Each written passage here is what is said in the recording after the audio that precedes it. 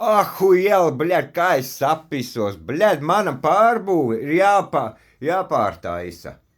Bļaļ, viss tiek noārdīts, palika tikai šitos te, pārējais visi šitie te, kas nāk klāt, tam trimerim, viss ir jāpārbūvē. Tikai tāpēc, ka ritens griezās uz otru pusi. Jēl, bļaļ, to es nebiju gaidījis, ka viņš griežās uz otru pusi. Tagad man viņš jāpārbūvē tā, lai zobras būtu šinī pusē.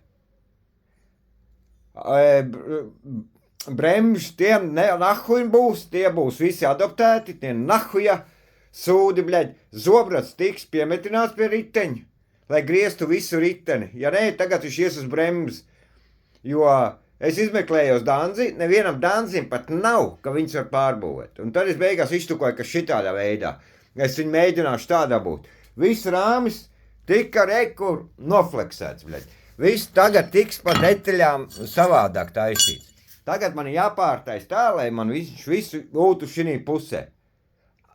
Jēl, viss tas darbs, kas bija, visiem bija no lieka. Bet, labi, vismaz zinu, kad, bļaļ, jābūt ir tā tagad.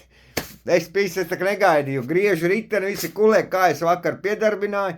Ritens gāja uz otru pusi un visus bremzēm. Un tādi man tie rati tagad ir jāpārbūvē. Neko, visu labu, lieciet īkšķīšu. Būšu priecīgs.